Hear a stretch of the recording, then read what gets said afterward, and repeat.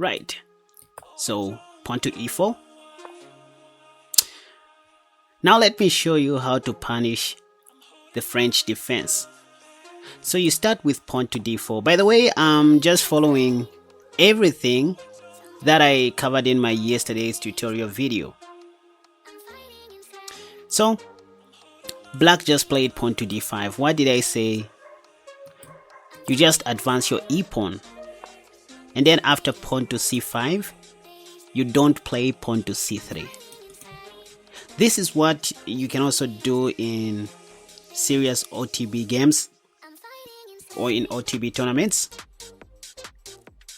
The move I recommended here was pawn to a3, preparing for bishop b4, and also preventing black from playing knight b4 in the near future. Don't worry about this d pawn, it's your shield. So you see, I'm going to use this as my defender, okay? It's sort of an interference to close some critical lines for black that he would love to control. So the move I recommended here is bishop d3. Don't rush with pawn to f4 because black might play pawn to f6 and you won't have, any chance to go queen h5 check due to pawn to g6. So you first of all want to play bishop d3 so that queen h5 might be supported by your light squad bishop.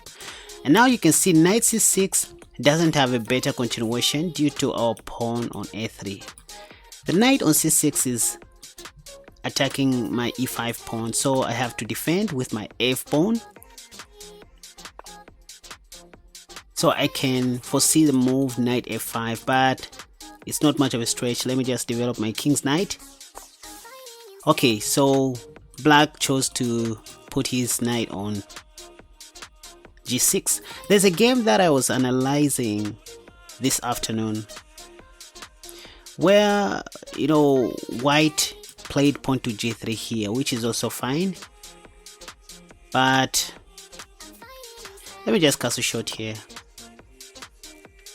So because of this misplaced pawn on d4, it's pointless for black to play queen b6 because he is attacking nothing at the moment. And now the move is knight bd2. With knight bd2, I plan to put the knight on b3. If I want, I can take here now. And given a chance, you want to put your king on h1, just moving away from this possible attack. And now I have chance to take, right? Yeah, I can just take. And then attack the pawn. So this is just a strategic plan, not verified by Stockfish, I guess. Let's see what my opponent is going to do. So now take. I'm about to win either the rook or the bishop. I don't even have to capture because I have queen h5 threatening to checkmate my opponent. Is there any defense, by the way? I don't see how my opponent can defend this position or how he or she can stop the upcoming checkmate. So you can see how quickly the games may end if you use my elbow system. Okay, so queen h8 check won't be checkmate. Black will play this, I guess. But do I have something else? Nope, I don't have. So I can just play this move. I don't see anything there. I just want to win the knight. So check. You can see if rook, I have queen takes e7. So this is the only thing I saw. That was a good defense. So my opponent managed to stop my checkmate. I didn't see that anyways. So maybe I can play this, I don't know. I don't know what to do next, and I should be very fast. Let me just activate my bishop. And then this. Black can't develop his light squad bishop though, because of where my queen is sitting. By the way, if black plays pawn to e2, I'll just lift my rook, maybe give a check, and queen h5. Oh, now giving black chance to develop the light square bishop. Okay, but I can just do this and probably involve all my rooks. Okay, this is not good. Or maybe I should have played queen h4. Now I can do this. The plan is to play bishop g5 next and rook a f1, just connecting my rooks. Yeah, I have some problems on the queen side. Yeah, like bishop a4 poses a big question on what I should do next. I don't know. Let me just take and then do this. Just want to break open the center. Oh, the king side. By the way, I'm very low on time, so I need to be very careful though. Let's do this. I have this and this, or maybe I retreat, so the bishop will help me to defend. I don't know what is happening here. The plan is to go queen h6 and probably mate black somehow. I don't know how that is going to happen. If rook h7, I have check, I guess. Yeah, so now let me do this. Just want to check. By the way, there is increment, that's why I'm playing like this. Check. I see a checkmate coming. Black should be very careful though. This. By the way, I have pawn to g5 and rook h4. This is what I'm looking at. I can't wait to mate my opponent. Let's see. Queen b6, g5, as if I'm defending the pawn. Just want to checkmate black. Maybe the best move is queen c7. Yep. I think now I can give a check and rook lift. I just want to take and then take like that, mate my opponent in a very terrible way. I guess black has rook g8. How am I going to continue? Maybe take, and then fight for a draw. I don't know. Yeah, but I think I have a good play in this position. So I can only see this. Check. Yep. And then rook h4. Checkmate. Or mate on h7. That was close. I didn't see the game was going to reach this far, you guys. I didn't know. But anyways, kudos to my opponent. He managed to fight back. I almost lost on time, but anyway, let me play the last game for today. I don't think my next opponent will play the French defense, but anyways, stay tuned. Right, so let's start e4.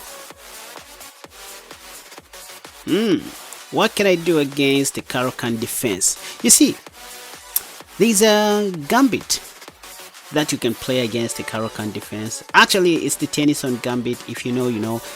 So this is where you begin with knight f3. Yep, and after pawn to d5, you just simply play pawn to d3, sacrificing your e4 pawn somehow.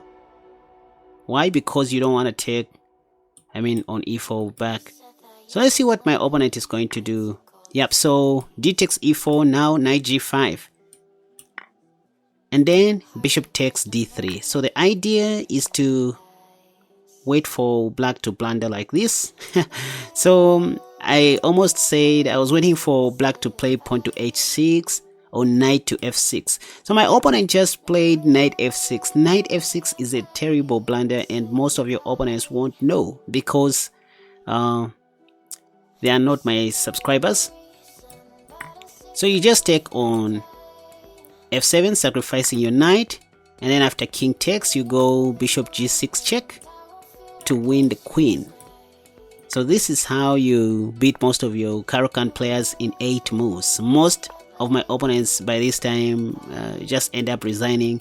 Anyways, my opponent wants to trap my queen with this move, knight b d7, so queen a5 is the way to go. And the secret here is to be quick in development develop all your minor pieces, your bishops, putting them on the most active squares. So I can foresee the move knight c4 here. So let me just play, what can I do? And there's also rook h5 if I'm not careful. Here let me just play pawn to b3, stopping knight c4 and also paving way for my thing. I can take if I want to, but I don't really have to, because in some lines black might play bishop b4 check and then rook e8. So here I can just cast a short, or just play this move.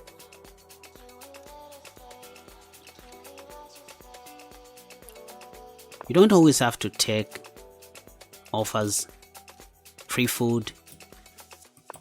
So now this, I have an escape room for my queen.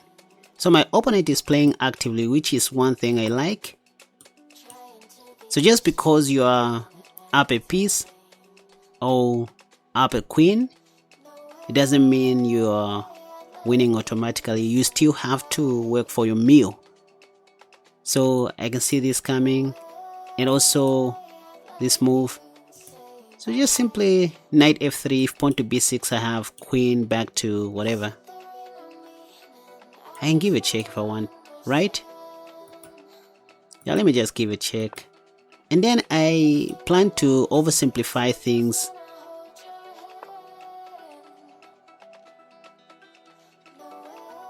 Why can't I capture the free bishop? So pawn to c4 looks great according to my eyeballs. I just want to win the wow, okay. So this is what I said, you guys. I don't know what made me to forget about my thing. Okay, so it happens. Oh, I'm still attacking the knight. So it's fine. It's okay. Yeah, I can just retreat my queen.